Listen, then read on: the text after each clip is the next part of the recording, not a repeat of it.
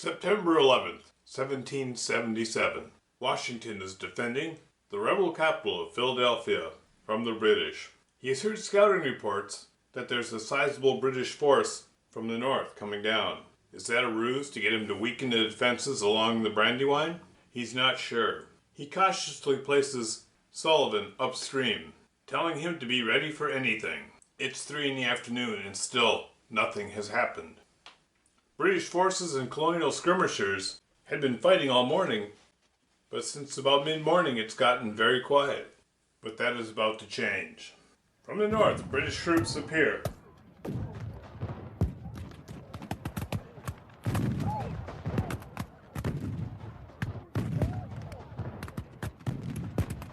Washington deploys Maxwell's Light and the Pennsylvania militia in the woods to the north, and Sullivan's forces fall back. Nefossen's forces menace the Brandywine crossings. Cornwallis and Howe spent all day marching their troops around to come in from the north. They arrested them and then attacked, but by then it was 3:30 in the afternoon. Now it's late afternoon, almost dinner time. Nathaniel Greene is still holding his position. Nefossen's artillery opens up on the Continental troops opposite Brinton's Ford, damaging Knox's artillery. General Sullivan occupies more defensible ground. Cornwallis presses ahead.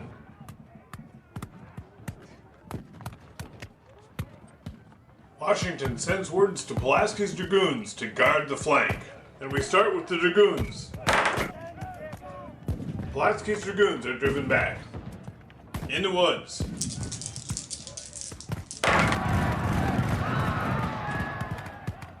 The Continentals inflict 2 hits, the British 3. 2 hits drives the lead British bloc back, it runs into the American lines, and is eliminated. But Armstrong's Pennsylvania militia has seen enough, and they too are gone. And now on Osborne's Hill, along the Birmingham Road. Continental forces do 2 hits, and they're in cover so the British 4 does not hit. British do 1 hit. And finally, along the Brandywine, along the York Road. Continental forces do 1 hit, the British forces do 2. This is a 4. The Colonials are in cover. 2 hits forces Lord Stirling back. And a 1 hit is absorbed by Matthew's household guards. Sullivan sends in his reserves. A steady Stephen's Virginians in the center. In the woods, the light troops of either army face off.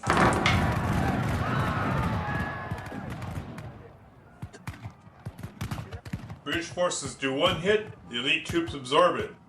Maxwell's light troops do 3 hits.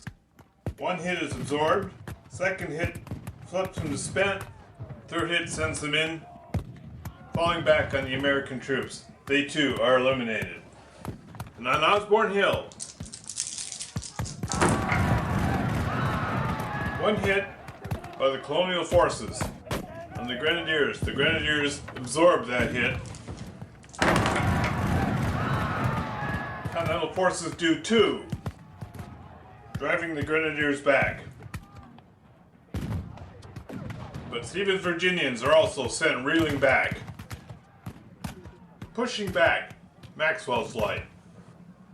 This 8-turn game started on turn 4. Now we're at turn 6. Washington pulls back and reorganizes his forces. Sullivan also pulls his forces back. Cornwallis is drawn and sends his forces forward.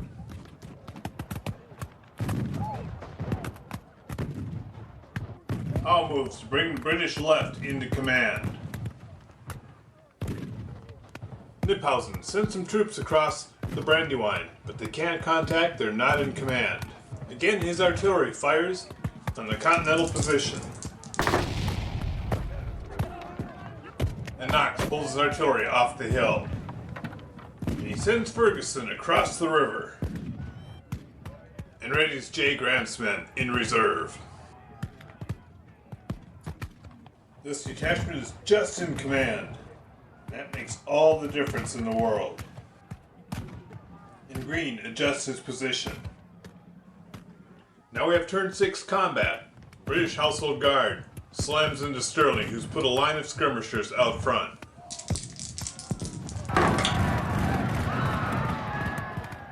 Skirmishers fall back into the line, giving Sterling time to retreat.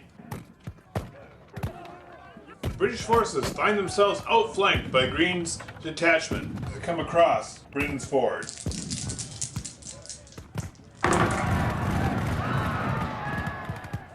Each doing a hit, which Ferguson's Highlanders absorb, Nash's North Carolinians become spent, but they hold. The British do no hits, but the Continental do 2 because there's 3 hits as the British are outflanked. Nefassin sends in his reserves. The British do no hits, the Continentals 1. The Continentals fall back. We move to turn 7. We open with Sullivan. Sullivan defends on Birmingham Hill with fresh troops in reserve. Now Nefassin is drawn. His artillery fires on the detachment, driving it into the swamp. He has a slight readjustment of his troops' position. He sends his troops forward. He forms Ferguson's exhausted men into a reserve. And now Cornwallis is drawn, and he launches his attack. And Howe positions the artillery to fire on the fleeing Continental forces. Green gets word that the line is collapsing. He commits his Virginians and pulls everyone back as fast as they can go. Washington steadies his line and forms Maxwell's Light into a ready reserve. And now it's combat. Again, the Dragoons.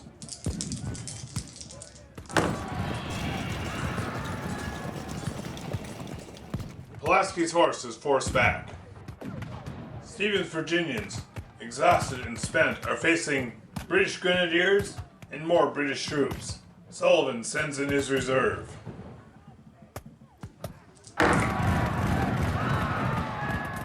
British do 2, the Colonials 1. The 2 eliminates the Colonial bloc. The elite British Grenadiers absorb the hit from the Colonials. The committed reserves move forward.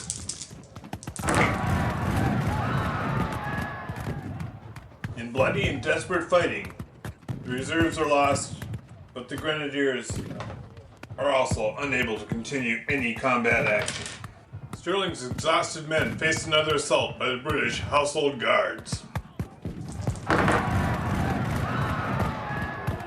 In an epic fashion, the Guards are driven back. And now the hated Hessians move forward, and Sterling falls back, living to fight another turn. And now Nefassin's assault in the center. Knox's artillery goes first, eliminating another British bloc. Kniphausen sends in the reserves.